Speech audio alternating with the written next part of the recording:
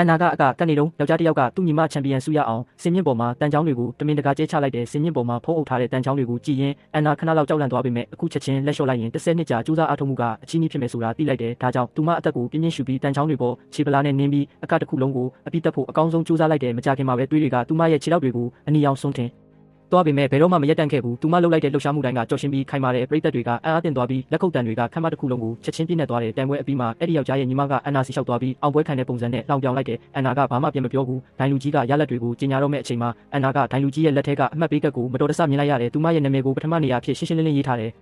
ဒါပေမဲ့ချန်ပီယံကိုတရားဝင်ကြီးညာလိုက်တဲ့အခါအနိုင်ရသူကအဲ့ဒီလက်စားတက်တဲ့မိန်းကလေးဖြစ်နေတယ်ဒိုင်လူကြီးကမိန်းကလေးရဲ့အမေဖြစ်နေတယ်မိန်းကလေးကအောင်ပွဲခံပြီးချမ်းသာတဲ့မိသားစုမှာမွေးဖွားလာရတာဟာပါရမီတစ်ခုပါပဲလို့ပြောလိုက်တယ်ဒါကိုကြားတော့အန်နာကဆက်ပြီးမထိန်နိုင်တော့ဘူးဒိုင်လူကြီးရဲ့လိမ်လည်မှုကိုချက်ချင်းဖော်ထုတ်ပြီးပြန်ပွဲကိုမတမာမှုလို့ဆွဆွဲလိုက်တယ်ပရိသတ်ကတယောက်ပြီးတယောက်ထွက်ပြီးရလက်ကိုမေးခွန်းထုတ်ကြတယ်မြင်ကွင်းကထိမ့်မနိုင်တိတ်မရဖြစ်သွားတော့မယ်ဆိုတာမျှ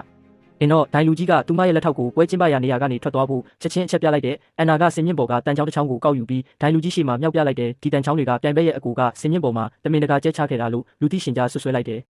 သူတို့ညင်းခုန်နေတော့ဒိုင်လူကြီးကအန်နာရဲ့ရင်ဘတ်မှာလက်ပြပုံတံမွေးရပါအမှတ်သားကိုရုတ်တရက်မြင်လိုက်ရတယ်သူမချက်ချင်းပဲတောင်းသွားတယ်လွန်ခဲ့တဲ့18နှစ်ကဆင်းရဲတဲ့အမျိုးသမီးတစ်ယောက်ရဲ့ခင်ပွန်းဟာတရားသူကြီးလက်အောက်မှာအလုပ်လုပ်ခဲ့ဘူးလေဆိုတာသိလိုက်ရတယ်နောက်ပိုင်းမှာအမျိုးသားကအပြင်းထန်ဖျားနာခဲ့ပေမဲ့တရားသူကြီးကဆေးဖို့ပေးဖို့ညှင်းဆန်ခဲ့တယ်နောက်ဆုံးမှာသူဖျားနာပြီးတေးဆုံးသွားခဲ့တယ်အမျိုးသမီးကဝမ်းနေပူဆွေးနေတယ်တရားသူကြီးကိုလက်စားချေလိုက်ပါသူမသည်ဆေးရုံသို့တိတ်တဆိတ်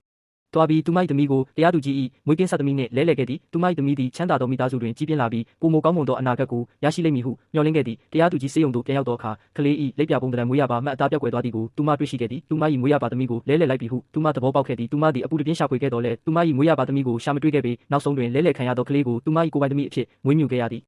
18နှစ်ကြာပြီးနောက်ယနေ့အထိလက်ပြပုံတံမွေးရပါမှတ်သားကိုနောက်ဆုံးတွင်ပြန်လည်မြင်တွေ့ခဲ့ရသည်ဤအခိုက်အတန့်တွင်သူမလုံးဝအံ့အားသင့်သွားခဲ့သည်အန်နာသည်သူမ၏မိခင်အစ်စ်မှန်ကိုလက်ခံလိမ့်မည်ဟုတင်ထင်ပါသလား